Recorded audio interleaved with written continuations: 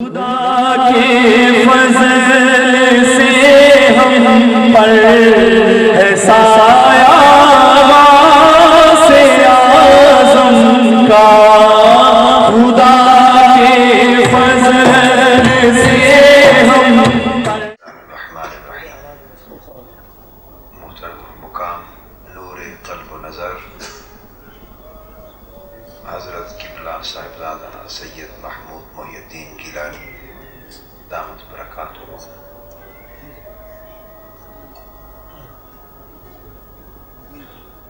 معزز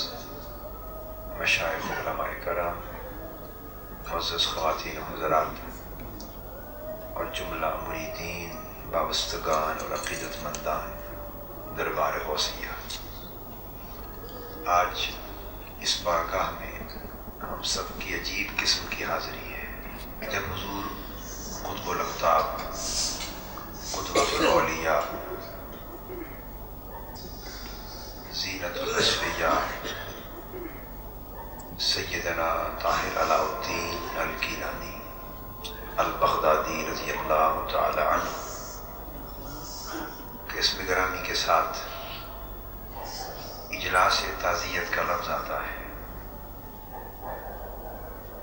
جگر پھٹنے کو آتا ہے۔ آج جب میں صبح دربار غوثیہ پہنچا، یہ محسوس ہو رہا تھا کہ یہ ایک تاریخ کا پورا باب تھا جو ختم ہوا اور نیا باب شروع ہوا۔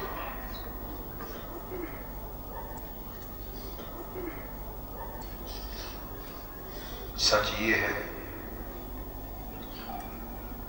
کہ حضور قدوۃ الاولیاء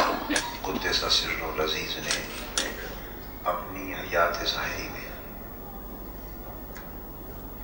جو کچھ ہم کوتاہ فہم،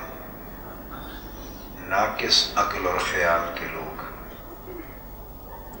اور نابینا لوگ اور نابینا دل رکھنے والے لوگ، ان کی عنایت سے ہی تھوڑی زیادہ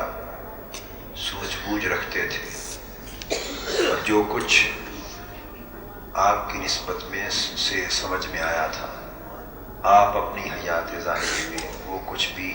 بیان کرنے کی اجازت نہیں دیتے، زبان بند رہتی تھی۔ آپ نے ہمیشہ اپنے مقام و مرتبہ کو اخفاء میں رکھا، چھپایا، مگر میرا یہ ایقان ہے، یہ بات کسی کی سمجھ میں آئے یا نہ آئے، یہ معاملہ جدا ہے، مگر میں اسے اپنا ایقان کہہ رہا ہوں، اور میرا اس پر پورا وثوق اور کامل اعتماد اور یقین ہے، اور یہ بات غلو اور مبالغہ اور عقیدت آرائی کے طور پہ نہیں کہہ رہا، کہ میری حضور کے در سے نسبت تھی، ارادت تھی، میں آپ کے در کا ایک ادنا سا سگ اور کتا تھا، اور کتا ہوں اور کتا رہوں گا، اس وجہ سے نہیں کہہ رہا، میں علی وجہ البصیرت پورے اطمینان قلب سے یہ بات کہہ رہا ہوں کہ حضور سیدنا طاہر علاء الدین رضی اللہ تعالیٰ عنہ دار فانی سے ظاہراً رخصت ہوئے اس حال میں کہ وہ اپنے وقت کے غوث تھے۔ ہر مرید اپنے شیخ کے بارے میں یہ بات کہتا ہے، کہہ دیتا ہے، مگر میں اس طور پہ نہیں کہہ رہا، اپنے وقت کے غوث تھے۔ یہاں ایک اس حوالے سے ایک بات کوٹ کرنا، یہ 1968 یا 69 کی بات ہے، آج سے 22-23 سال پہلے کی بات ہے۔ مجھے حضور سے نسبت ارادت کا شرف 1967 میں نصیب، یہ واقعہ بعد میں سناتا ہوں، یہ واقعہ بعد میں عرض کرتا ہوں۔ میں اس سے پہلے جو بات عرض کرنا چاہتا ہوں آپ کے مرتبہ غوثیت کی، یہاں یہ بات بھی ذہن میں نشین کر لیں کہ جس طرح دنیا کے ہر نظام میں مرتبے اور درجے ہوتے ہیں، ولایت کی دنیا میں بھی مرتبے اور درجے ہوتے ہیں۔ اخیار ہوتے ہیں اولیاء اللہ میں سے، وہ کم سے کم 8,000 یا اس سے بھی زائد، بعض اولیاء کرام کے نزدیک 40,000 کم و بیش، وہ دنیا میں ہر دور میں موجود ہوتے ہیں۔ اور اولیاء کرام کی یہ جماعت اخیار کہتے ہیں، ان کی پہچان یہ ہوتی ہے کہ لوگ ان کو نہیں پہچانتے، لوگ ان کو نہیں پہچانتے کہ یہ ولی ہیں، اس کی خبر کسی کو نہیں ہوتی۔ اس کے بعد اگلے مدارج سے پہچان ہونا شروع ہوتی، تو کوئی نجبا ہوتے ہیں، کئی اوتاد ہوتے ہیں، کئی نقبا ہوتے ہیں، ابدال ہوتے ہیں، یہ کئی درجے ہیں۔ آخر پہ جا کے درجہ قطبیت آتا ہے، آخر پہ جا کے درجہ قطبیت آتا ہے، اور وہ ولی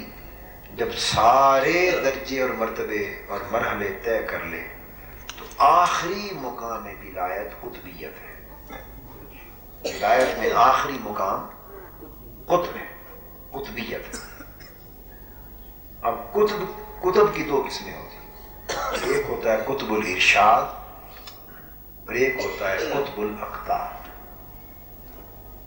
قطب الارشاد کبھی 2 ہوتے ہیں، کبھی 3، کبھی 4، کبھی 5، پوری دنیا میں، اور ساری دنیا سلطنتوں میں، روحانی سلطنتوں میں تقسیم کر کے اس ایک دنیا کی روحانی سلطنت کا بادشاہ قطب کہلاتا ہے۔ یہ ایک سے زائد قطب الارشاد ہوتے ہیں۔ ان میں جو ایک قطب الارشاد کے درجے پر فائز اولیاء اللہ میں سے،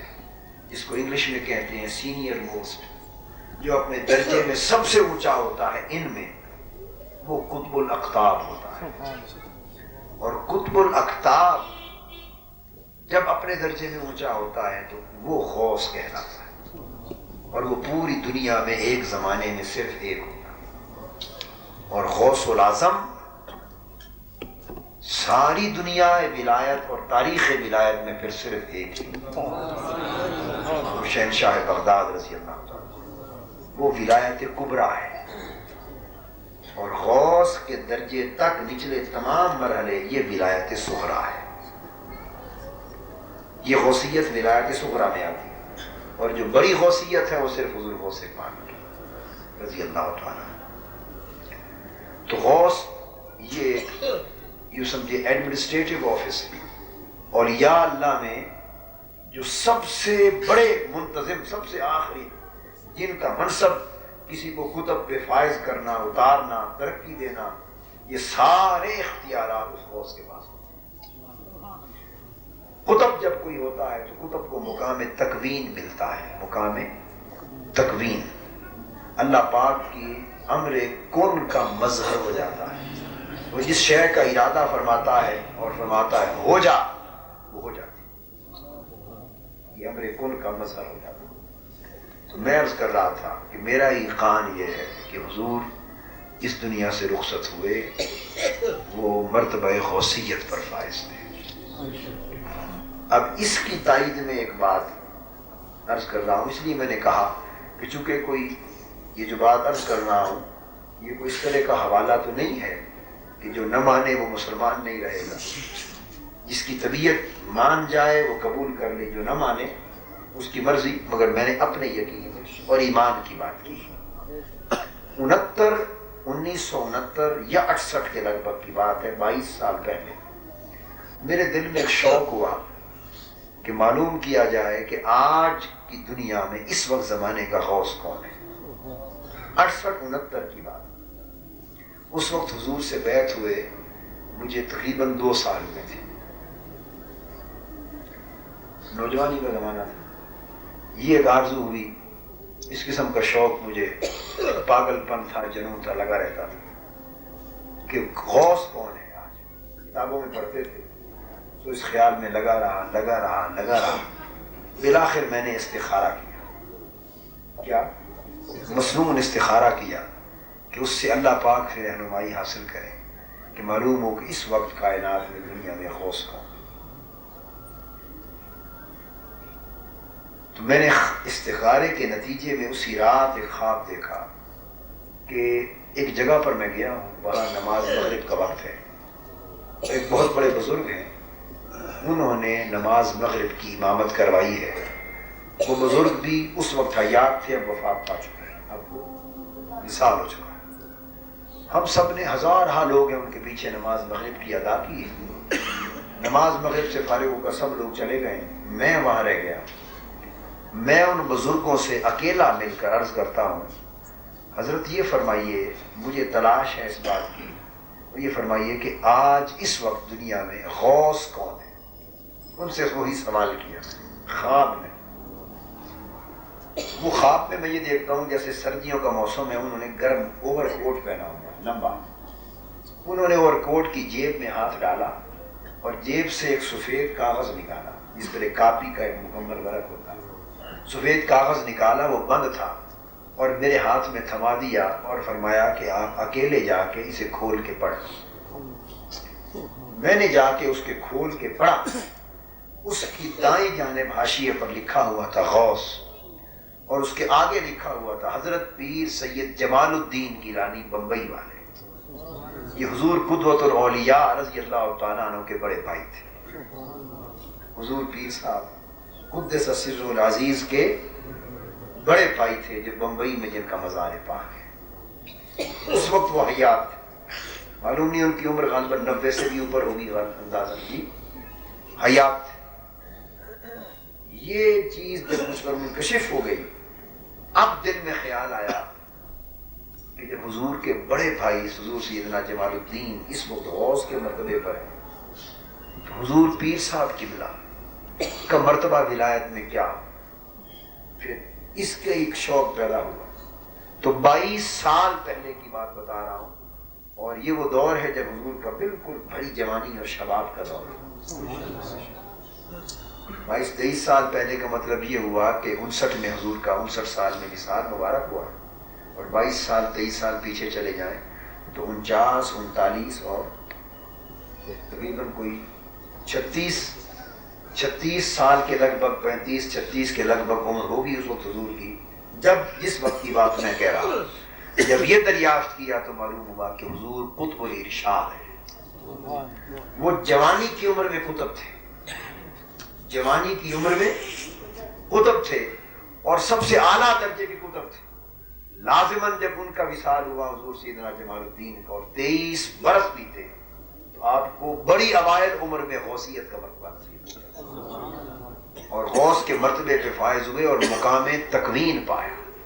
اور مقام تکوین یہ تھا کہ جس کے لیے توجہ فرما کے ہو جانے کا کہہ دیا، ارادہ کر لیا،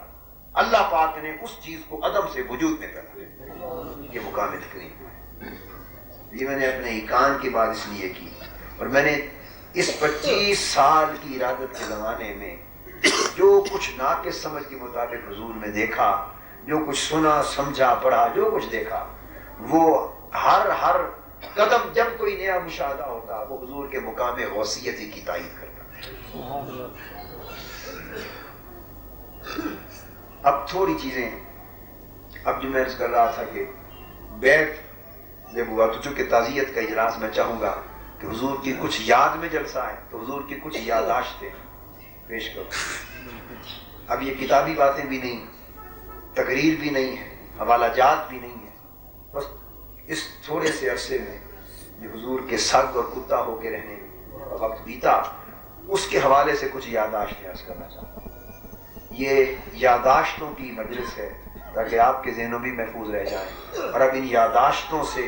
ایمان کو مضبوط رکھیں اور فیوزات حضور کے پھر نصیب ہوتے رہیں۔ 67 میں نے بیعت کی حضور سے، اور جس وقت میں نے بیعت کی، یہ دربار شریف دربار غوثیہ، اس میں پہلی بیعت کا شرف مجھے نصیب ہوا۔ اس دربار غوثیہ میں جس شام حضور تشریف لائے، یہ حاجی گول محمد صاحب 67 کی بات ہے، 67 کی۔ واقعہ یوں ہوا کہ میں نے ابھی بیعت نہیں کی تھی، میں چاہتا تھا کہ بیعت کروں۔ گل محمد صاحب شاید گواہ ہوں کہ میں نے ممکن ہے یہ بات سنائی ہو اس زمانے آپ کو، تو میں چاہتا تھا بیعت کروں، سو میں نے استخارہ کیا۔ حضور داتا گنج بخش علی حجویری رضی اللہ تعالیٰ عنہ کی کتاب کشف المحجوب کو پڑھا،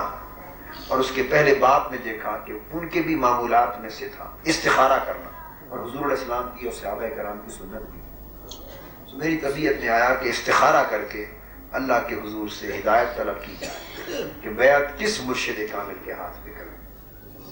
7 راتیں مسلسل استخارہ کیا،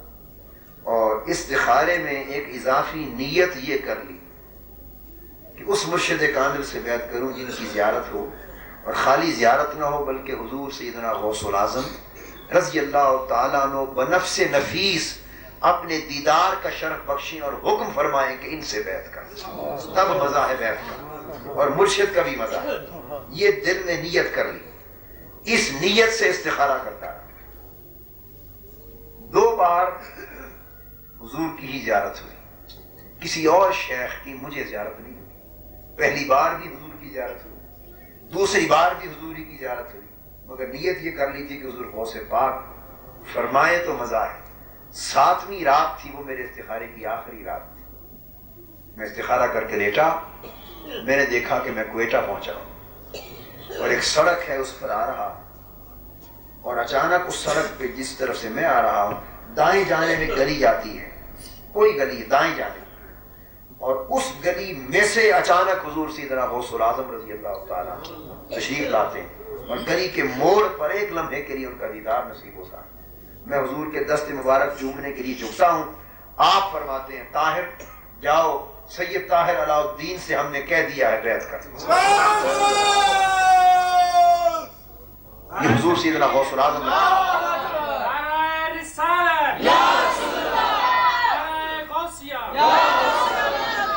حضور سیدنا غوث العظم رضی اللہ تعالیٰ عنہ کا حکم تھا۔ آخری رات استخارے کی، بس میری آنکھ کھل گئی، میرے سارے طلب پوری ہو گئی۔ میں فرسٹ ایئر میں پڑھتا تھا اس وقت، گورنمنٹ کالج فیصل آباد میں، فرسٹ ایئر میں داخلہ لیا، چھٹی لی، میرے چچا تھے ان کو ساتھ لیا، اور ان کے ساتھ میں سیدھا کوئٹہ پہنچا۔ کوئٹہ یہ میری پہلی آمد تھی۔ اب میں نے نظارہ کیا تھا کہ ایک سڑک پہ آ رہا ہوں اور دائیں جانے میں گلی، پھر میں آیا اندر اور میں نے حضور سے بیعت کی۔ تو دائیں جانے میں گلی ہے اور اس میں اس طرح دربار شریف، یہ جو منظر اس وقت ہم دیکھ رہے ہیں خواب میں یوں دیکھا تھا۔ جب کوئٹہ پہنچ کے حضور کا پتہ معلوم کیا تو پتہ چلا کہ حضور خداداد روڈ پر رہتے، خداداد روڈ پر وہاں پہنچے۔ جب اب میں آپ کو اپنا اندر کا تاثر دے رہا ہوں، جب خداداد روڈ پر پہنچے تو نہ وہ سڑک اور نہ وہ دائیں جانب وہ گلی اور نہ وہ جگہ جو منظر میں نے خواب میں دیکھا تھا، اس سے مختلف گلیوں کی سمت تھی۔ میرے ذہن میں ایک عجیب سا سوال کہ منظر تو وہی ہونا چاہیے تھا، حالانکہ یہ ضروری بھی نہیں، مگر یوں ہی ذہن میں خیال تھا۔ جب میں خداداد روڈ کے دربار غوثیہ پہ پہنچا تو ٹرک یا ٹرالیاں کچھ گاڑیاں تھیں، اور حضور اپنا سامان اس پہ رکھوا کے خداداد روڈ سے منتقل ہو کے ادھر تشریف لا رہے تھے۔ یہ وہ شام تھی جس طرح حضور شام یہاں منتقل ہوئے۔ میں 10 بستہ بچہ تھا، آگے پیش ہوا، حضور سامنے کھڑے تھے، میں نے جلوہ کیا۔ دور سے ہی آپ نے فرمایا کون؟ وہ کون کی آواز آج بھی گانا نہیں ہو رہا ہے۔ میں نے اپنا نام عرض کیا، فلاں جگہ سے آیا۔ کس لیے آیا؟ میں نے عرض کیا حضور بیعت کے لیے آیا۔ آپ نے دور سے ہی فرمایا ہم دربار غوثیہ جا رہا ہے شارع الگیلانی، آپ ادھر آ جاؤ، ادھر بیعت کریں۔ بیعت اسی جگہ کرنی تھی جس جگہ رات کو کی تھی حضور غوث پاک کے فرمان پر۔ تو میں وہیں سے واپس مڑ آیا، فرمایا ہم ابھی روانہ ہو رہا ہے، جانے والا، آپ ادھر آ جانا۔ میری رہائش بھی یہیں ریلوے کالونی میں تھی، میرے چچا ریلوے میں سروس میں تھے، تو ان کے کوئی دوست کی رہائش ریلوے کالونی میں تھی۔ ادھر سے ہی نکلا، جب اس سڑک پہ نماز مغرب پڑھ کے میں اس سڑک پہ آیا۔ اب جب اس سڑک پہ چڑھا، یہ میں نے دربار غوثیہ نہیں دیکھا تھا، آیا تو وہی سڑک، جب اس موڑ پہ پہنچا تو شارع الگیلانی کی وہی گلی اور وہی موڑ جہاں حضور سیدنا غوث العظم رضی اللہ تعالیٰ عنہ کی زیارت ہوئی تھی، اور یہیں سے نکلا اور آگے پہنچا تو یہی دربار غوثیہ جو مقام دکھایا تھا۔ نماز مغرب کے بعد ہلکا اندھیرا تھا، معلوم کیا تو پتہ چلا حضور تشریف لا چکے ہیں، آپ اندر ہیں۔ یہاں آیا تو ایک یہ خلیفہ حاجی گل محمد صاحب تشریف فرما ہے، ایک یہ کھڑے تھے اس وقت، یا غالباً ان کی داڑھی کالی ہوتی تھی یا مہندی لگاتے تھے سرخ داڑھی، ایسے یاد پڑتا ہے نہیں ایسا ہی تھا۔ یہاں کھڑے تھے باہر، اور ایک صاحب کوئی اور تھے، دو آدمی کھڑے تھے مجھے یاد نہیں، بس اوپر سے میں داخل ہوا، یہاں کھڑا ہو گیا، اندھیرا سا تھا، ابھی روشنیاں نہیں لگی تھی، یہاں گدی دربار شریف میں حضور کی گدی مبارک بھی رکھی نہیں گئی تھی، قالین بھی نہیں بچھا تھا۔ میں یہاں کھڑا ہو گیا، خلیفہ گل محمد صاحب نے مجھ سے پوچھا، یہ میری پہلی ملاقات، کہ کیسے آئے؟ میں نے اپنا نام بتایا کہ حضور سے بیعت کے لیے آیا ہوں۔ انہوں نے کہا کہ مغرب کے بعد تو ملنے کا حضور کا معمول نہیں، اس وقت معمول نہیں تھا، باہر تشریف نہیں لائیں گے، کل آئیں، کل بیعت ہوگی۔ میں کھڑا رہا ہاتھ باندھ کر، ٹھیک ہے۔ اچانک دروازہ کھلا، حضور باہر تشریف لائے، سامنے آ کے پھر فرمایا کون؟ سلام کے بعد میں نے عرض کیا حضور بیعت کے لیے آیا۔ فرمایا کل آؤ۔ میں خاموش دس بستہ کھڑا ہو گیا۔ پھر حضور پوچھتے ہیں آپ کا نام کیا ہے؟ میں نے عرض کیا حضور محمد طاہر۔ حضور مسکرا پڑے، آگے بڑے، فرمایا آؤ آپ تو ہمارا عام نام۔ میرا ہاتھ پکڑ لیا، فرمایا ابھی آپ کو بیعت کرتا ہوں۔ اس برآمدے میں لے گئے جہاں 11ویں شریف کے بورڈ پڑے ہوئے، مصلی بھی نہیں، کسی خادم کو کہا کہ مصلی لاؤ، مصلی بچھایا، مجھے بٹھا لیا، روشنی لیمپ کی کوئی منگوائی، ابھی بجلی ٹیوب وہاں جلی نہیں تھی۔ حضور نے اس دربار شریف میں پہنچ کر پہلی بیعت کی، اور وہ پہلی بیعت اس حکم پہ ہوئی جو سیدنا غوث پاک رضی اللہ عنہ۔ سلسلہ قادریہ اور سلاسل میں اولیاء اور حضور غوث پاک کے فیض یافتگان تو بہت تھے، مگر سیدنا غوث پاک رضی اللہ تعالیٰ عنہ نے حکماً جس مرشد کامل سے بیعت کا حکم دیا وہ واقعتاً حضور غوث پاک کا فرزند ارجمند تھا اور فرزند کامل تھا، اور حضور غوث پاک کے فیضان ولایت کا امین اور تقسیم کو نکلا۔ مجھے کراچی کے ایک بزرگ ہیں، انہوں نے بتایا، اور انہوں نے یہ روایت مولانا عبد القدیر بدایونی سے سنی۔ اب حضور کے بچپن کی ایک بات بتانا چاہتا ہوں۔ مولانا عبد القدیر بدایونی ایک اہل سنت کے بہت بڑے عالم گزرے ہیں، انتقال کر گئے، وفات ہو گئی بہت عرصہ۔ انہوں نے روایت کیا کہ وہ پاکستان بننے سے پہلے 47 46 یعنی اس زمانے میں کہیں لگ بھگ یہ سن تھا، وہ کہتے ہیں کہ وہ ہندوستان کے علماء کا ایک وفد بغداد شریف گیا، حضور سیدنا غوث الاعظم رضی اللہ تعالیٰ عنہ کے مزار اقدس پر چادر چڑھا دی، اور اس وفد کی قیادت مولانا عبد القدیر بدایونی کر رہے تھے۔ انہوں نے یہ روایت کسی کو بیان کی اور اس بزرگ نے مجھے سنائی۔ وہ کہتے ہیں کہ ہم جب پہلی رات پہنچے بغداد شریف، نماز عشاء کی ادا کی، اور سامنے حضور کے غوث پاک رضی اللہ تعالیٰ عنہ کے مزار اقدس کے سامنے احاطے میں بیٹھ گئے۔ وہ کہتے ہیں ہم نے ایک خوبصورت حسین و جمیل نور اور حسن و جمال کا پتلا طے کر، خوبصورت حسین، یہ کوئی تقریباً یعنی 42 45 کے بھی نہیں، 44 40 40 کی کوئی واقعہ ہے سن کا۔ وہ کہتے ہیں ہمارا اندازہ تھا کہ 9 10 11 12 سال کے لگ بھگ عمر ہوگی، ایک خوبصورت حسین و جمیل شہزادہ، 10 11 12 سال کے لگ بھگ عمر محسوس ہوتی تھی۔ کہتے ہیں انہوں نے نماز عشاء کی پڑھی، اور عشاء کی نماز پڑھ کے اندر حجرہ مبارک میں حضور سیدنا غوث الاعظم رضی اللہ تعالیٰ عنہ کے مزار پاک پر حاضر ہوئے، اور آپ کی قبر انور کے چہرہ پاک کے سامنے، مباج شریف کے سامنے حاضری دے کے کھڑے رہے۔ وہ کہتے ہیں وہ 9 10 یا 11 12 سال کا معصوم خوبصورت حسین و جمیل شہزادہ، وہ کہتے ہیں ہم نے اپنی آنکھوں سے دیکھا کہ عشاء کے بعد حضور غوث پاک کے مزار کے سامنے کھڑا ہوا اور نماز فجر تک ساری رات کھڑا، ساری رات کھڑا۔ کہتے ہیں ہم حیرت زدہ ہو گئے، یہ عمر اور یہ مجاہدہ، یہ عمر اور یہ مشقت۔ میں نے اسی وقت کسی سے پوچھا کہ یہ خوبصورت شہزادہ کون ہے؟ تو جو دربار شریف کے جو خدام تھے انہوں نے بتایا کہ ان کا نام حضرت سید طاہر علاء الدین ہے، یہ حضور سیدنا محمود اسام الدین جیلانی رضی اللہ تعالیٰ عنہ کے صاحبزادے ہیں۔ کہتے ہیں ہم تو 10 12 دن یا 15 دن کے لگ بھگ رہے۔ انہوں نے حلفاً کہا کہ ہر رات دیکھا کہ نماز عشاء پڑھ کے حضور اس معصومی بچپن کے زمانے میں حضور غوث پاک کے مزار کے سامنے کھڑے ہوتے اور نماز فجر تک کھڑے رہتے. تو یہ مجاہدہ عشاء سے فجر تک جاگنے کا، عشاء سے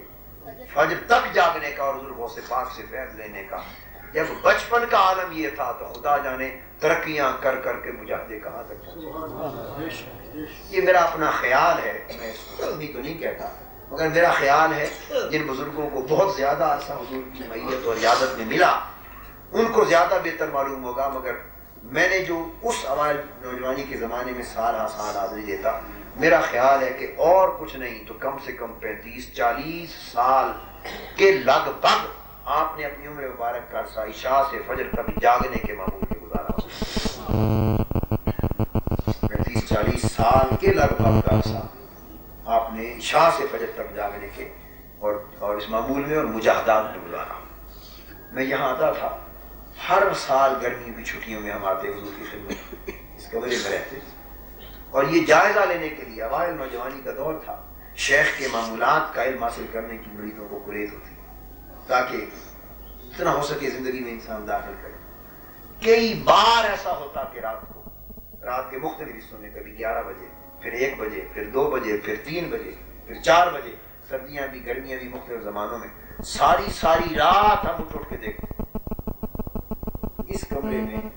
ہلکی لائٹ ہوتی اور ساری رات جب دیکھتے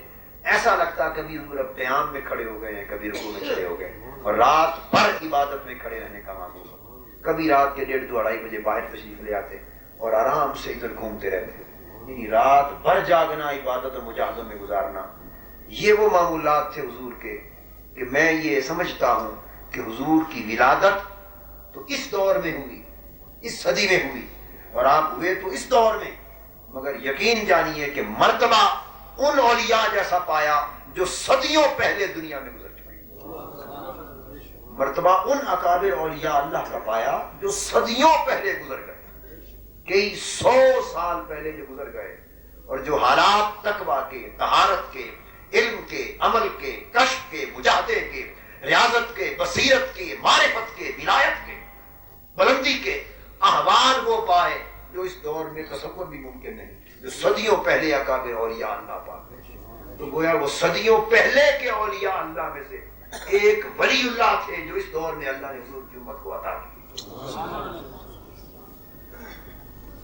حضور سیدنا غوث الاعظم رضی اللہ تعالیٰ عنہ کے فرمان پر آپ پاکستان تشریف لائے تھے، چونکہ انہیں کے نائب بن کر آئے، ان کے نمائندہ بن کر آئے تھے، تو آپ نے آپ کو لاہور بھیجا تھا. حضور سیدنا غوث الاعظم رضی اللہ تعالیٰ عنہ نے آپ کو سیدھا فرمایا تھا لاہور جاؤ اور حضور داتا گنج بخش علی اجمیری کے پاس،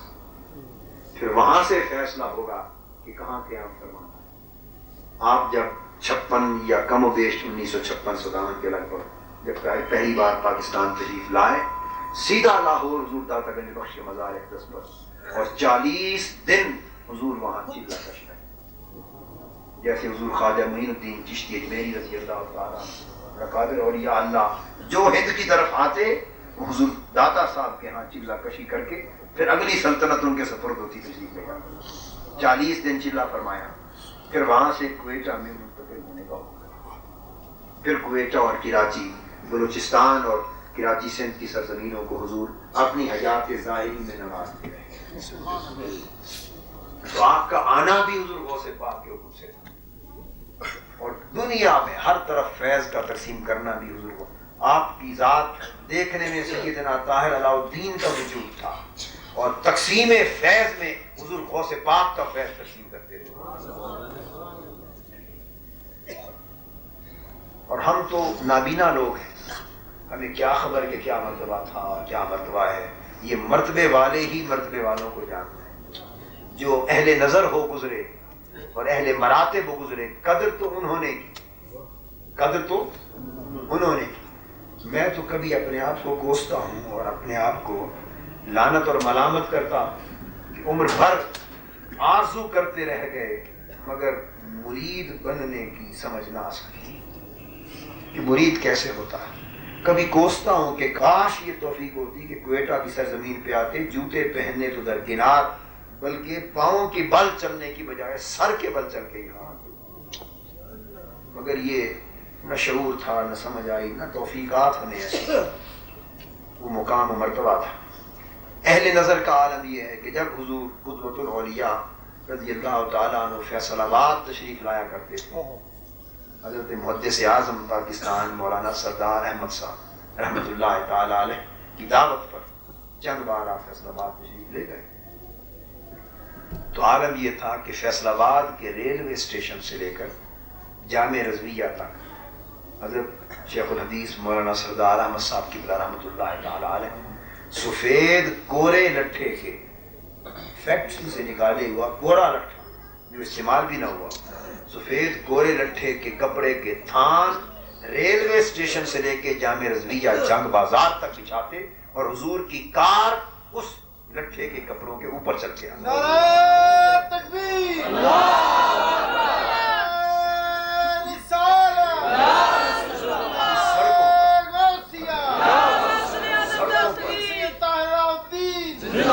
سڑکوں پر زمین پر کار نہ چلنے دیتی، یہ ادب تھا ان کا، جو ادب کو جاننے والے تھے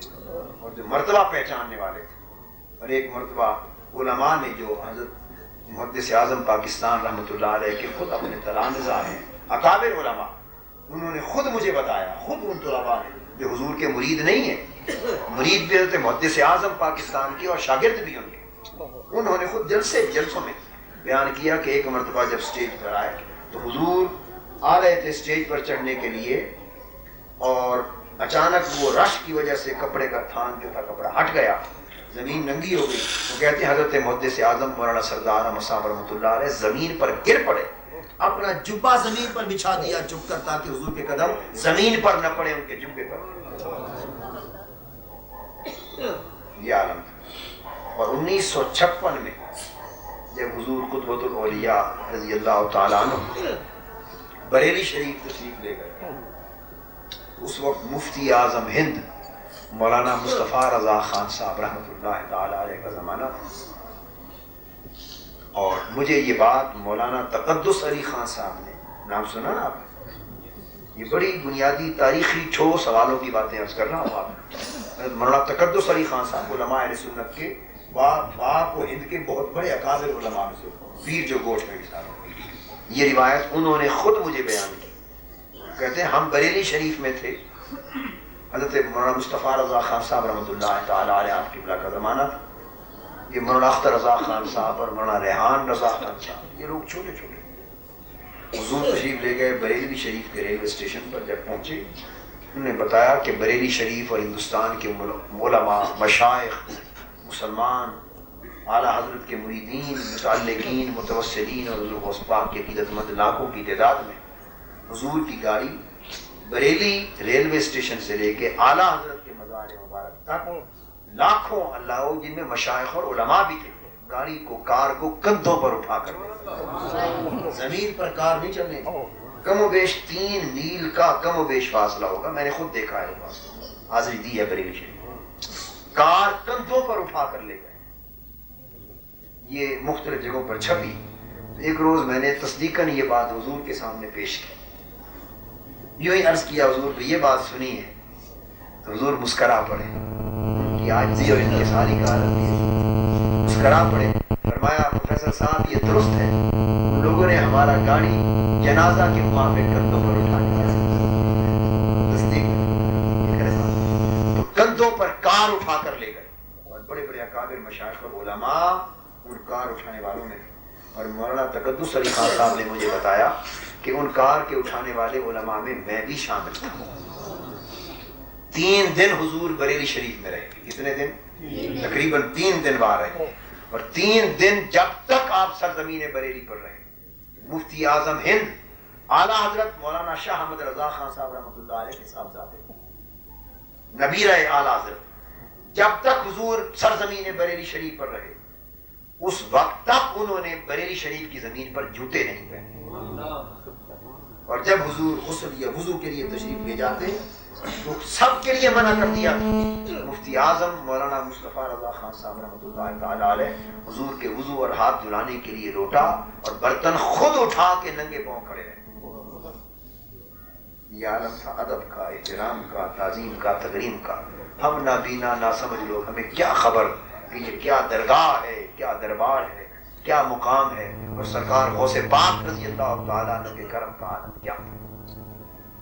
حضور کے دادا جان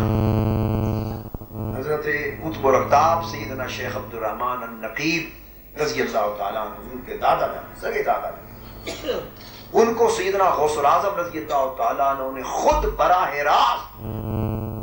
عالم روحانیت میں تشریف لا کر اپنی براہ راست خلافت عطا فرمائی تھی. حضور کے دادا جان اپنی خلافت عطا فرمائی تھی اور براہ راست اپنے فیض کا چشمہ دوبارہ کائنات ولایت و طریقت و روحانیت میں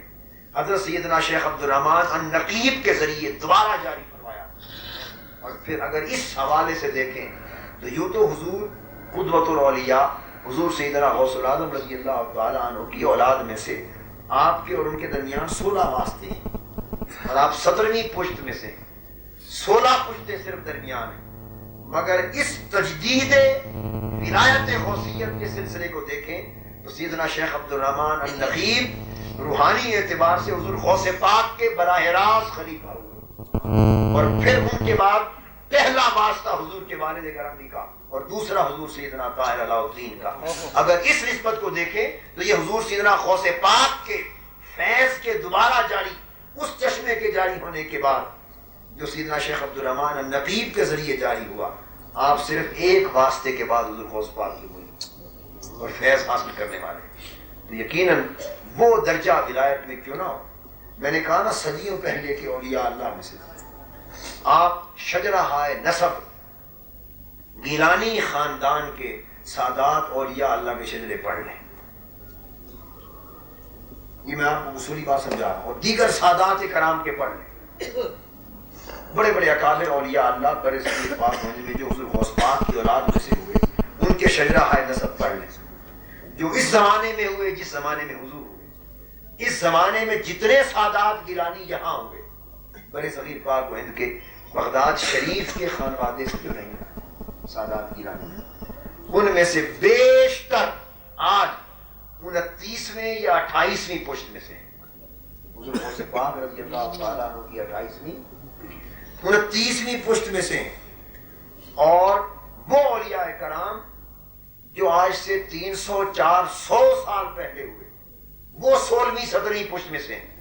حضرت سیدنا شیخ عبد الوہاب جیلانی حیدرآباد یا چھٹا والے رحمۃ اللہ تعالیٰ، اور وہ اکابر اولیاء اللہ جو آج سے 300-400 سال پہلے ہوئے،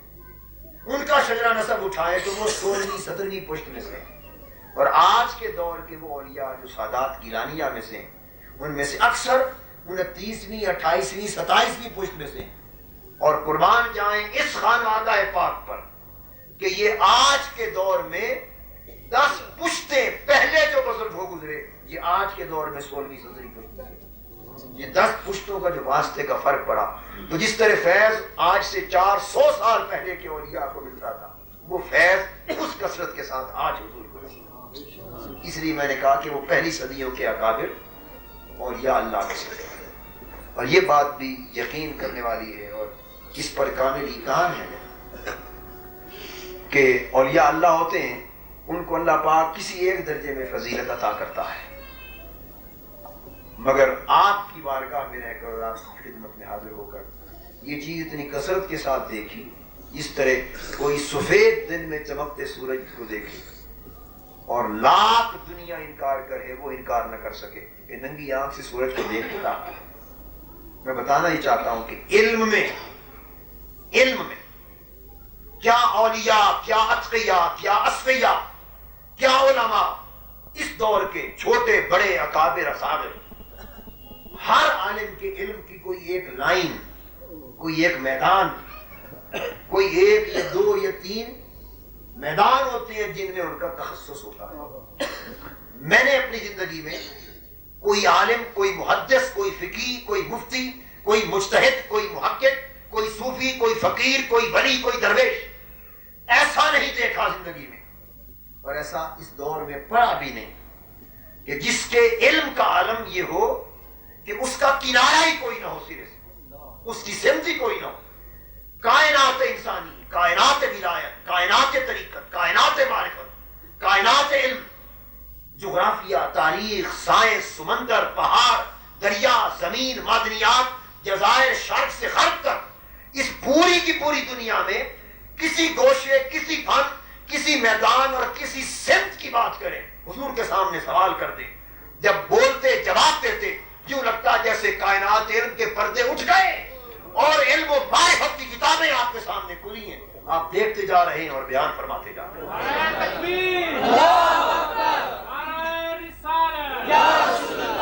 کوئی میدان نہ تھا، علم کے بے کنار سمندر تھے، معرفت کے بے کنار سمندر تھے، کشف کے بے کنار سمندر تھے، اور یقین جانیے کشف حالات، کشف وقائع، کشف حقائق، کشف علوم، کشف فنون، کشف معارف، یہ کشف کا وہ عالم تھا حضور کا کہ میں سمجھتا ہوں کہ سینکڑوں سال کی اور یا اللہ کی تاریخ میں شاید کشف کے مرتبے میں اس پائے کی اصلی کا عجیب کشف تھا۔ جو بات حضور سے پوچھ دی وہ سمندر بہا دی۔ وہ افریقہ کے کسی جزیرے کی بات کسی نے کر دی جس کا نہ کسی نے نام سنا، یہ آپ ہم ہر وقت صبح شام دیکھتے ہیں، نہ جس کا نام سنا، آپ نے اس پر اتنی گفتگو کی کہ وہاں کا رہنے والا اگر سن لے تو پاگل ہوگا۔ پتھر کی کسی نے بات چھیڑ دی کہ پتھروں کی اقسام پر وہ گفتگو کر دی کہ پتھروں کا کاروبار کرنے والا جوہری سن لے تو پاگل ہوگا۔ سمندروں کی بات چھیڑ دی تو سمندروں کے سینے چیر کے بیان کر دی۔ چائے کی بات چھیڑ دی، چائے کا بین الاقوامی تاجر میری موجودگی میں سامنے بیٹھا تھا تو چائے پر وہ بیان فرمایا کہ وہ پاگل ہو گیا۔ بحری جہازوں کی صنعت کی بات چھیڑ دی، اس کا کاروبار کرنے والا اربوں پتی ایک تاجر میرے سامنے بیٹھا تھا تو اس صنعت پر گفتگو کی، وہ چکرا گئے۔ ایک شخص نے آ کے مجھے کہا، سید نسیم شاہ صاحب حبیب بینک آف پاکستان کے صدر تھے، آج کل غالباً نیشنل بینک آف پاکستان کے صدر ہیں، چھٹی پر ہیں، ریٹائرمنٹ قریب، نسیم شاہ صاحب مجھے کہنے لگے کہ آپ اپنے شیخ حضور کی خدمت میں مجھے لے جائیں، میں زیارت کرنا چاہتا ہوں، چلیں کراچی بیٹھے، اور اس کے بعد کہنے لگے کہ کوئی میں چاہتا ہوں سوال کروں حضور سے۔ میں نے کہا کریں، مجھ سے پوچھتے ہیں، کیا پوچھوں؟ میں نے کہا نہیں، جو آپ کی جی میں آئے مجھے، اور ایک بات ذہن میں رکھ لیں کہ جس میدان کے بارے میں آپ کو بہت زیادہ علم ہو، سب سے زیادہ جو جانتے ہو، اس فن پر پوچھیں تاکہ آپ اندازہ بھی لگا سکیں کہ جو بیان ہو رہا ہے اس کا درجہ کیا ہے۔ کھانے پر بیٹھ گئے، ان کو فخر تھا، انہوں نے علم جفر کے بارے میں بہت کچھ پڑھا ہوا تھا، جفر کے بارے میں بڑا پڑھا تھا۔ کھانے کے دوران مجھ سے کہا کہ میں یہ پوچھوں، میں نے کہا پوچھ، عرض کر دیا۔ وہ کہنے کو کہہ بیٹھے، بس وہ جو حضور نے بیان فرمایا وہ چکرا گئے۔ وہ کہنے لگے ہم تو جفر کی جو بیان فرمایا اس کی جیم کے نقطے کا کروڑواں حصہ بھی نہیں جانتے، لگتا ایسے ہے جیسے یہ بھی حضور کے گھر کا ہے۔ مقصد بات کا یہ ہے کہ کسی نے جو بات، کسی ملک میں مسلمان کی تعداد کتنی ہے، مساجد کتنی ہے، بازار کتنے ہیں، آبادی کتنی ہے، تاریخ، الغرض دنیا و آخرت، دینی، مذہبی، باطنی، علوم و فنون، کاروبار، تجارتیں، صنعتیں، کسی بات پر کوئی بات پوچھے، کسی شیخ کا پوچھو اس کا نسب، اس کے مرید کو نہیں پتا، اس کا پورا نسب بیان فرما دے، کوئی کہاں آیا کہاں نہیں، کہاں کیا تفصیلات۔ اور مریدوں کی یہ پہچان، جس قریبی مرید کو پوچھو اس کے والدین، اعزا، اقارب، بہن بھائی، پورے خاندان والوں کے نام لے کے خیریت پوچھنا۔ کون؟ اگر کوئی کہے یہ حافظہ ہے تو میں کبھی ماننے کو تیار نہیں ہوں۔ اگر یہی حافظہ ہے تو اس کائنات انسانی میں ایسے حافظے والا کوئی اور بھی دکھا دیا جائے۔ اگر یہ علم ہے جو کہ علم کے میدان میں تھوڑا زیادہ ہم بھی ایک چھوٹے سے ناتمام بچوں کی طرح، ناتمام بچوں اور طفل مکتب کی طرح تھوڑی زیادہ شغف رکھتے ہیں، اگر کوئی کہے علم ہے تو میں مان نہیں سکتا، اس لیے کہ علم کی بھی کوئی حد ہوتی، علم کی بھی کوئی سمت ہوتی۔ ہزار ہا چیزیں حضور بیان فرماتے اور مجھ سے پوچھتے حضور پروفیسر صاحب معلوم ہے؟ میں عرض کرتا حضور نہیں، نام سنا اس بات کا؟ میں نے عرض کیا ہر شہر کی ایک حد ہے، یہ محض کشف تھا جو اللہ کی بارگاہ سے نصیب تھا، جو بات کر دی جاتی کتاب سامنے کھول دی جاتی، یہ مقام ہے۔ اس طرح جو فرما دیا جیسے ہو جا اس چیز کا ہو جا۔ یہ سن 72 یا 71 یا 72 کی بات ہے، میں پنجاب یونیورسٹی میں لاہور میں ایم اے میں تھا، جس زمانے یہ بنگلہ دیش نام منظور کی تحریک چلی اور بعد نام بنگلہ دیش منظور کیا گیا، یہ اس زمانے کی بات ہے۔ میں نیو کیمپس خواب دیکھتا ہوں کہ میں حضور کی خدمت میں کوئٹہ حاضر ہوا، خواب میں رات کو دیکھ رہا ہوں، حاضر ہوا اور اچانک تیزی سے حضور نے یہ دروازہ کھولا، دھکا لگا، دروازہ کھولا، حضور تیزی سے باہر تشریف لائے، میں سامنے کھڑا ہوں اور اتنی اجلت اور جلدی میں ہے کہ قمیض مبارک حضور کا کندھوں پر ہے، اور آتے ہی میں قدموں پہ گر پڑا اور مجھے تھپکی دے کے فرماتے ہیں طاہر پریشان نہ ہو، اللہ حفاظت کرے گا، طاہر پریشان نہ ہو، اللہ حفاظت کرے گا، حفاظت فرمائے گا، تسلی دیتے ہیں، 3 بار تھپکی دیتے ہیں، میری آنکھ کھل جاتی ہے۔ میں سارا دن سوچتا رہا کہ یہ کیا ماجرا بننے والا ہے کہ اس طرح اجرت میں آئے اور شیخ وہی ہوتا ہے جو ہاتھ رکھ لے اور بچا لے، جو حفاظت کر لے۔ ایسی اجرت اور جلدی میں کہ قمیض کندھوں پر، اور یہ فرمانا کہ فکر نہ کرو، اللہ حفاظت کرے۔ ساری رات دن سوچتا رہا۔ واپس نیو کیمپس رہتے تھے، اولڈ کیمپس آئے، دن بھر گزرا، اس کے بعد 2 چھٹیاں ہو گئیں تو میں نے وہاں سے جنگ آنے کا پروگرام بنا لیا، میرا اپنا آبائی شہر۔ جنگ چل پڑے، رات کے 10 بجے نیو خان ٹرانسپورٹ کی بس تھی، جنگ سے موچی والا اور جنگ کے درمیان ایک موڑ آتا ہے، 10-11 میل 12 میل پہلے، اس رات کے 10 بجے اس موڑ پر بس پہنچی، تیز رفتار تھی، سامنے سے بھی نیو خان کی بس آئی اور دونوں تیز رفتار بسیں موڑ پر دھڑام ٹکرا گئی اور اتنا بڑا ایکسیڈنٹ ہوا کہ شاید ایک شخص کے بھی بچنے کا امکان نہ تھا، سارے کی ساری سواریاں موت کے منہ میں چلی جاتی، اندھیرا تھا، بسیں الٹ گئیں، تھوڑی سی جگہ زمین میں کھڈا تھا، دروازے میں رہ گئی، ہم رینگتے ہوئے باہر نکلے، اندھیرا تھا، لائٹر جلائے، کسی نے ماچس جلائی، پتہ چلے کہ اپنے آپ کو دیکھا سلامت، کوئی چوٹ نہیں، دائیں بائیں دیکھا، لائٹیں جلائیں، گھوم پھر کے دیکھا تو تعجب کی انتہا ہو گئی اور حیرت کی انتہا ہو گئی دیکھ کر کہ بسیں تباہ ہو گئی سامنے، اور ڈرائیور سمیت ایک شخص کو اتنی سی ضرب بھی نہیں آئی، اور ہر شخص کی زبان پہ تھا کہ آج تو سارے کسی کی وجہ سے بچ گئے، اور وہ کسی کی وجہ سے بچ گئے وہ حضور کی طرف میرا ذہن چلا گیا۔ وہ رات جو اجلت میں ہاتھ سے دھمکی دے کے فرما رہے تھے اللہ بچائے گا، میں نے کہا کہ آج شاید رخصت ہو جاتے، یہ شیخ کا ہاتھ تھا جس نے صرف اپنے ایک مرید کو نہیں بلکہ اس کے ساتھ ساری بسوں والوں کو بچایا۔ یہ ہاتھ دست خصوصیت ہے کہ بیڑا جہاز ڈوبنے لگے تو ہاتھ سے اس کو ترا دیں، ڈوبتوں کو ترا دیں، ایکسیڈنٹ ہونے لگے بچا دیں، یہ مقام تکوین ہے، اور زبان پاک سے جو فرما دیا بس وہ اسی طرح ہو گیا۔ یہ ایک اسماعیل زکریہ صاحب ایک کراچی میں انڈسٹریلسٹ، انہوں نے خود یہ واقعہ ہمیں سنایا ٹیبل پر کراچی میں۔ انہوں نے کہا کہ ایک مرتبہ حضور کے پاس دوپہر کا کھانا کھایا، دسمبر یا جنوری کا سردیوں کا موسم تھا، کھانے سے فارغ ہوئے تو حضور نے فرمایا اسماعیل زکریہ کیا پھل کھائے گا، کیا پھل کھائے گا؟ وہ کہتے ہیں مجھے اچانک خیال آیا، ایک شرارت سی سوچی، میں نے کہا ایسا پھل مانگوں جس کا موسم نہ ہو، جس کا موسم نہ ہو، تو میں نے آم مانگے، حضور تازہ آم کھائیں۔ حضور مسکرا پڑے، سمجھ گئے کہ یہ آزمانا چاہتا ہے۔ اولیاء کی شان حضرت مریم رضی اللہ تعالیٰ عنہ کی منقول ہے، اولیاء کی شان ہے بے موسم کھلایا کر،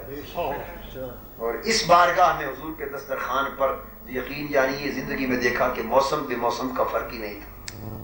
یہاں موسم اور بے موسم سب صاف ہو جاتے تھے۔ کہتے ہیں آم مانگے حضور تازہ آم، میں رفیق فریج میں سے آم نکال کے تازہ آم نکال کے ٹپک کھلا دی۔ وہ کہتے ہیں کہ جب کھا چکا تو میں شرمسار ہوا اور میرے ذہن میں یہ آیا کہ مانگنا ہی تھا اگر کوئی پھل تو بے موسم کیوں مانگا، ایسا پھل مانگتا کہ برے صغیر پاک و ہند میں جس کا وجود ہی نہ ہو سکے، پاکستان ہندوستان میں جس پھل کا کسی بھی موسم میں وجود ہی نہ ہو وہ پھل مانگتا، پھر مزہ آتا۔ اس نے کہا دل میں بات بٹھا لی کہ دوبارہ کبھی موقع آیا اور حضور نے اس طرح فرمایا تو آپ اسے دیکھیں گے۔ وہ کہتے ہیں کچھ عرصے کے بعد دوبارہ دوپہر کے کھانے پہ حضور نے بلایا تھا، بیٹھے کھانا کھا چکے، حضور کو بات یاد آ گئی، پھر فرمایا اسماعیل زکریا آج کیا پھل کھائے گا؟ پھر بولے، اب انہیں تو دشواری نہیں ہے یہ کہنے، وہ تو ان نعمتوں کے قاسم ہیں، حضور کی شان قاسمیت کے مظہر ہے۔ فرمایا کیا کھائے گا؟ وہ کہتے ہیں کہ مجھے ذہن میں چونکہ بات تھی، میں نے کہا حضور منگستین کھائے گا۔ منگستین ایک پھل ہے، آپ نے کبھی نام سنا دیکھا؟ میں نے بھی حضوری کے دسترخوان پہ پہلی بار سنا، پہلی بار دیکھا اور پہلی بار کھایا، پہلی بار۔ منگستین ایک پھل ہے، وہ یہ جو ہوتی ہے نا چھوٹا بینگن کا رنگ ہوتا ہے اس کا، اور چھوٹی جو خمانی سمجھ لیں یا اس قسم کے سائز کا ہوتا ہے تکون والا۔ تو یہاں چونکہ ہوتا ہی نہیں ہے پھل باہر کا، وہ تبت یا برما یہ پتہ نہیں دنیا کے بعض ملکوں میں ہوتا ہے تھوڑے، اس طرف آیا ہی کبھی نہیں وہ پھل، نہ وہ ملتا ہے مارکیٹ میں، بہت مہنگا قیمتی پھل۔ وہ چونکہ باہر اندر آنے جانے والا آدمی تھا، معلوم نہیں اس نے سنا ہوگا یا دیکھا بھی ہوگا یا نہیں، تاں وہ کہتے ہیں میں نے بول دیا منگستین کھاؤں گا، حضور مسکرا پڑے، فرمایا کہ یہ آواز میں آتا ہے، تو میں بس منگستین کھائے گا اور کچھ نہیں کھائے گا، نہیں حضور کھانا ہے تو منگستین ہی کھلانا ہے، میں اچھا کھلاتا ہے۔ اتنی دیر میں خادم باہر سے آیا حضور کا، اس نے کہا حضور ڈاکیا آیا ہے، ڈاک کا پارسل لے کر۔ میں لاؤ، اب کھانے کا ٹائم، میز کھانے سے بھرا ہوا ہے، وہاں تو ڈاک کا پارسل کوئی نہیں کھولا کرتا، ڈاک ہے اسے اندر رکھوا دیتے، بھائی یہاں رکھ دو، شام کو جو بھی جس ذریعے سے کھلواتے کھول کے پڑھتے۔ پارسل لایا ڈاک کا، فرمایا ادھر لاؤ ٹیبل پہ کھولو، ڈاکیا ڈاک کا پارسل دے کے چلا گیا، ٹیبل پہ اسے فرمایا کھولو، کھولا تو منگستین کے پھل سے بھرا ہوا۔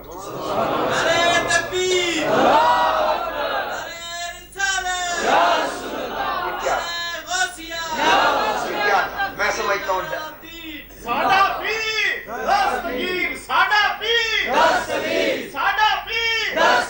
میں سمجھتا ہوں وہ ڈاکیا بھی پیدا ہو گیا، وہ بنڈل بھی بن گیا اس پھل کی خاطر۔ یہ مقام تکوین ہے، انما امرہ اذا اراد شیئا ان یقول له کن فیکون۔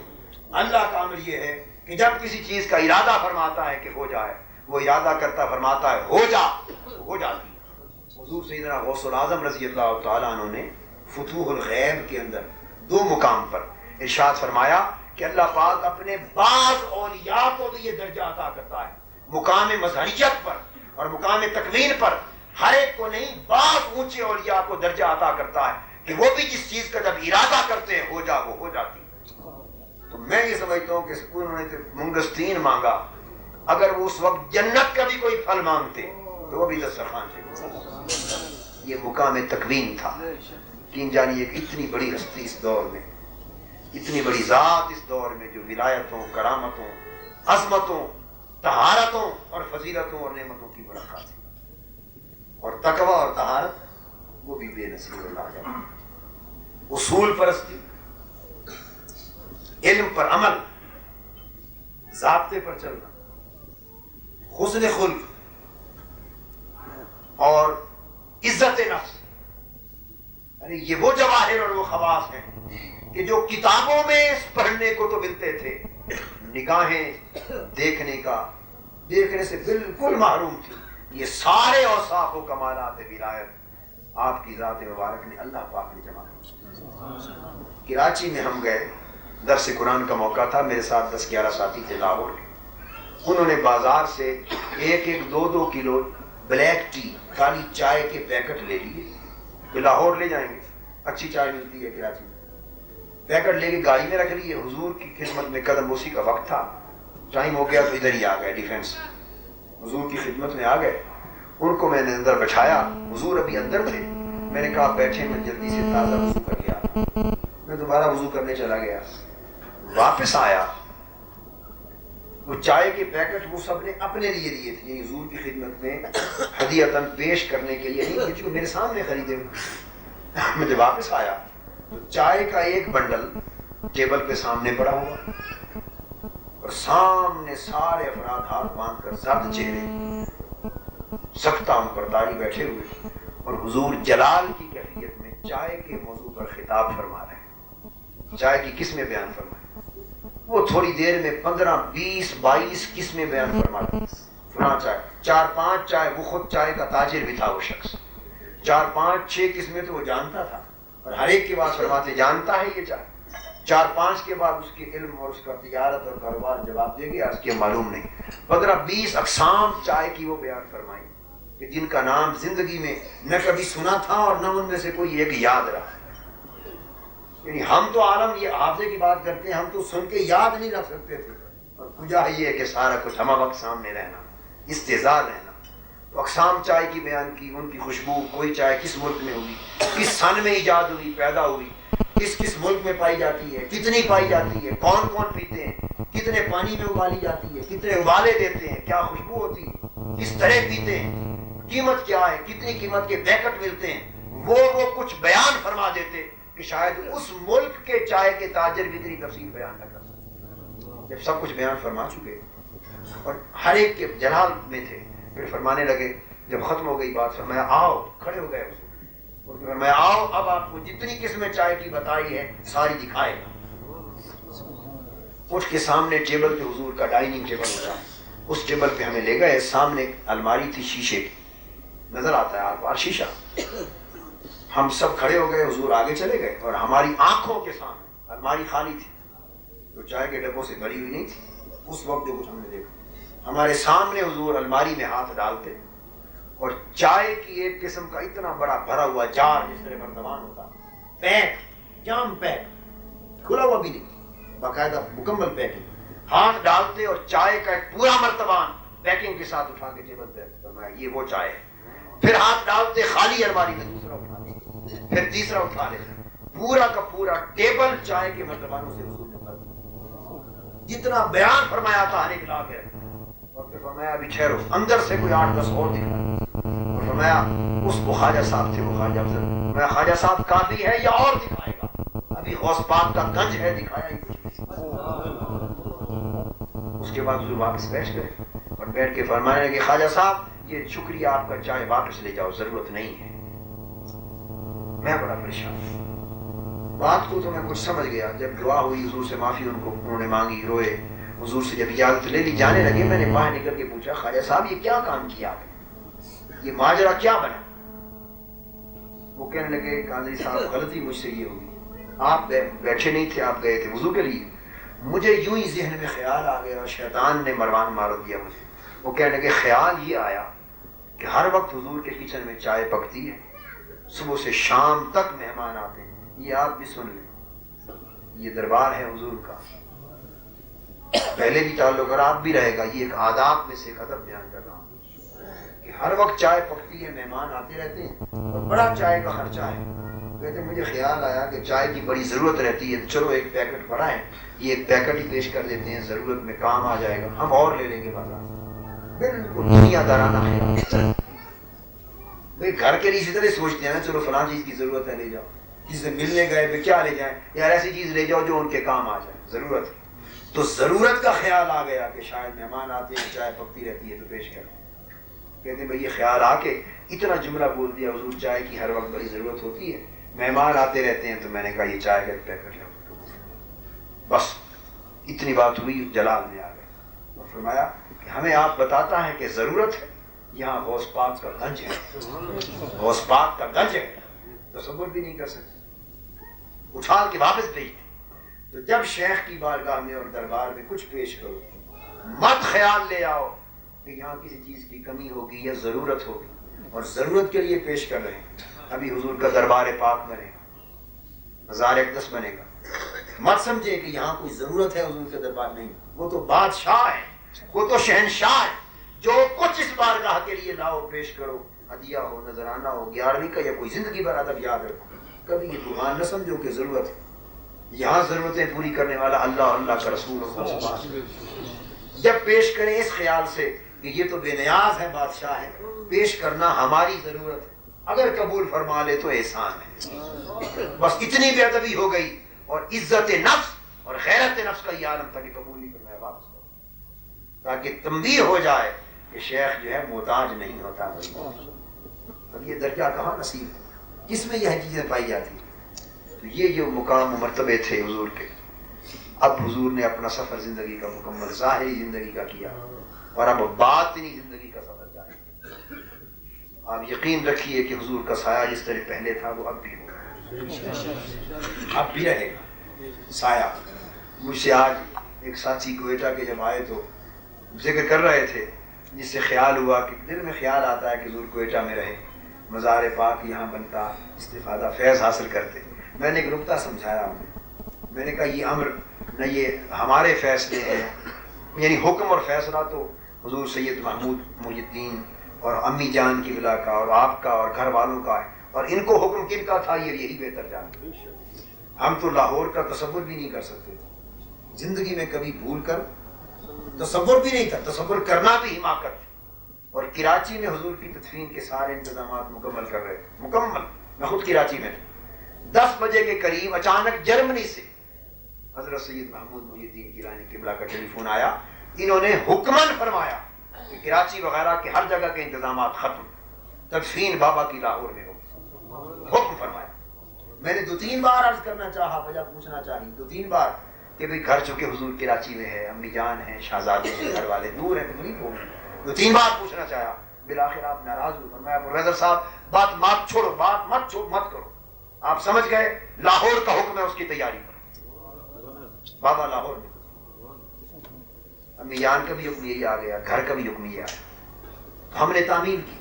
اب میں نے انہیں سمجھایا کہ اس طرح مت سوچیں کہ کوئٹہ والے محروم ہو گئے، نہیں، کوئٹہ والے نہیں محروم ہوئے، بس یوں سمجھے اللہ نے کوئی اس طرح تقسیم کر دی کہ 35 سال حیات ظاہری میں حضور نے اپنا گھر یہاں رکھا، کراچی رکھا، ان 2 صوبوں کو نوازا حیات ظاہری میں، وصال کے، اور دور والے روحانی فیض لیتے رہے۔ اب وصال کے بعد فرمایا بقیہ پاکستان کا حصہ جو پنجاب رہ گیا، اب گھر وہاں بناتے ہیں اور تم روحانی فیض لیتے ہیں۔ وہ عدل کرتے، ہر جگہ حصہ بانٹ کے دیتے۔ تو جہاں تھے تب بھی ہر طرف حضور کا سایہ اور فیض تھا، وہاں ہے تب بھی ہر طرف حضور کا سایہ اور فیض تھا۔ اور جو بات آخری بتانا چاہتا ہوں، حضور ان کی روحانیت آج بھی ہے، یہاں بھی ہے، بس آپ اپنے دل کو صاف کریں، اس تعلق کو پختہ کریں، نسبت کو کامل کریں، جب پکاریں گے حضور آپ کے سامنے ہوں گے، وہ فیض دیں گے۔ اور صرف یہاں نہیں، مرنے کے بعد قبر اور عالم آخرت میں بھی انشاءاللہ ہمارے ہاتھ ہوں گے، لذت قدم ہوں گے، حضور کا ہاتھ ہوگا، اور وہاں بھی ہمارے شفیع ہوں گے، ہمارے شفیع ہوں گے، اور انہی کے سائے میں ہم آگے چل رہے ہوں گے۔ نعرہ تکبیر، اللہ اکبر، نعرہ رسالت، یا رسول اللہ، یا غوث اعظم۔ آخری بات جو عرض کرنا چاہتا ہوں ختم کرنے کے لیے، آخری بات، وہ ایک ایمان افروز بات، امانت بھی یاد رکھنا۔ اندازہ کہ جب ہم کہتے ہیں کہ وہ حضور غوث پاک کے فرزند ارجمند، حضور غوث پاک کے نائب اور امین ہیں، یہ محض عقیدت کی بات نہیں، وہ حقیقتاً نائب اور امین ہیں۔ حضور کے وصال کے چند روز بعد، وصال مبارک کے چند روز ابھی گزرے ہی تھے، جس طرح تھوڑے ہی دن 2-4 روز بعد جو پہلی زیارت کا شرف حضور نے عطا کیا مجھے وصال کے بعد، وہ سناتا ہوں کہ مزار پاک اور دربار عالیہ ہے، اور لوڈ شیڈنگ جس طرح نہیں ہوتی، بجلی چلی جاتی، ارد گرد لوڈ شیڈنگ ہے، اور باہر ہر طرف اندھیرا ہے، یہ بجلی گئی ہوئی ہے،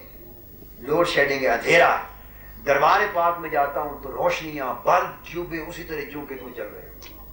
حضور کے دربار کے بلب چل رہے ہیں، اور حضور بڑی عزت اور عظمت اور شان و شوکت کے ساتھ مسکراتے تشریف فرمائے۔